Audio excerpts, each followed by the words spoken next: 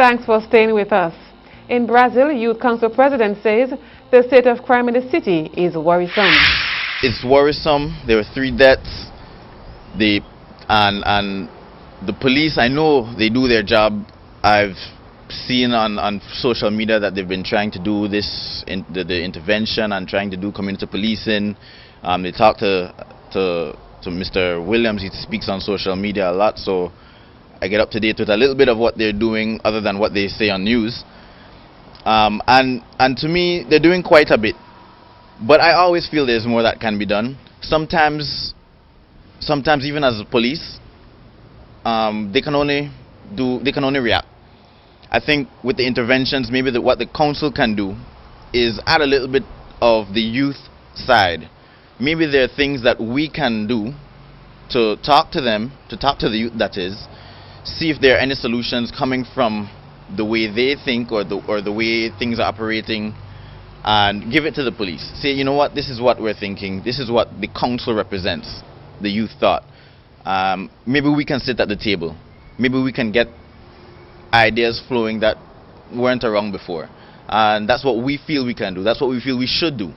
You know, it's beyond the time to sit down, and the council wants to do something. We want to at least start with if the police or any other group, actually, not only the police, any group who feels they want to be involved in finding a solution. The council is prepared to sit down with you and say, you know what, our young people need their attention, and we want to give it to them. So let's sit down. Police, when you're having your meetings, whether it be any organization that works with the youth on a social level, contact us. Contact the National Youth Council. We're willing to do the groundwork and reach the youth for you if that's the case. Prime Minister Alan Chastanet says the outlook for St. Lucia's relationship with the United States is positive. This assessment comes on the heels of the government leader's visit to the Bridgetown-based U.S. Embassy this past week. Miguel Fevrier spoke exclusively to the government leader on his way to Cabinet on Monday. Prime Minister Alan Chastanet and National Security Minister Senator Hermangild Francis paid a courtesy call on the U.S. ambassador to the OECS and Barbados to discuss, among other things, the fallout from Operation Restore Confidence. The 2011 police offensive, which was intended to quell a violent crime wave, particularly in the inner city, resulted in the deaths at the hands of police officers of 12 individuals believed to be suspects. The U.S. government, citing concerns that the deaths were alleged extrajudicial killings, would impose sanctions on the police force through the application of the Leahy Law, which prohibits countries accused of human rights violations from U.S.-sponsored training activities. Prime Minister Chastanet says the recent visit to the U.S. Embassy was more or less to receive an update on St. Lucia's status. It's an opportunity for both of us to be briefed on what those measures are, what programs in place, and what are the most critical issues at hand in terms of formulating our agenda moving forward. Does the future look promising as it relates to our relationship with the U.S., considering all that's been happening over the past few years? I think so. You know, certainly I know St. Lucia has always had a good relation. We may not necessarily agree always on the way forward. Obviously, the biggest issue is the imposition of the Leahy Law.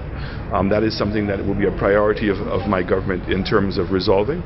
And there are things that we discussed that we believe that we can do very quickly in order to see that we can get resources in assisting our government in fighting drug trafficking and in crime in particular. Meanwhile, Home Affairs and National Security Minister Hermangild Francis endorsed the Prime Minister's statements, indicating that the meeting with the U.S. was, in his words, fruitful. We gave her ideas as to what we intend to do, and she seemed to be a little happy as to what we intend to do. Can you share a bit of what you intend to do? No, I don't think I can tell you right now. You will see it happening, unfolding, and when it does unfold, you'll understand what we are doing. Guyana and one of the Spanish-speaking states on the South American continent are looking to improve cooperation in several areas.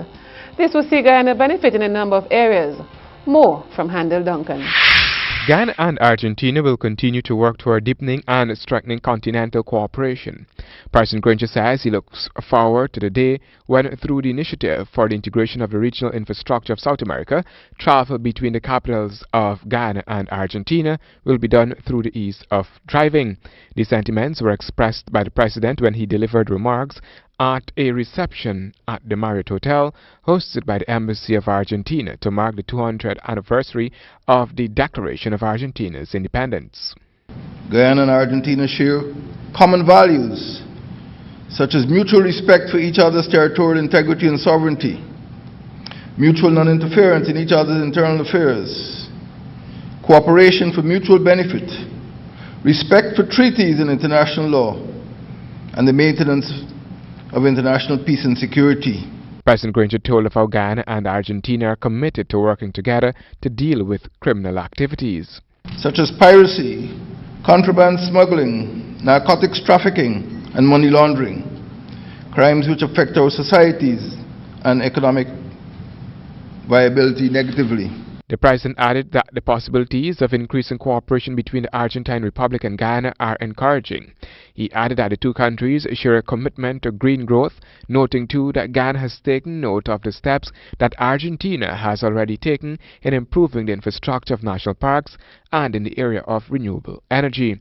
The Argentine ambassador Luis Martino spoke of some of the areas in which collaboration exists between the two countries. Furthermore, we are discussing with the Ministry of Natural Resources and the Protected Areas Commission an opportunity in the field of protected areas and national parks for them to participate on an online and on-site 3-month courses in Buenos Aires to upgrade knowledge in that field for experts throughout Latin America and the Caribbean.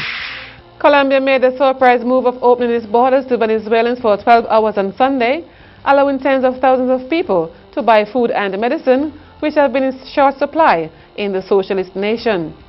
Colombian officials said more than 35,000 Venezuelans crossed the border to do their shopping.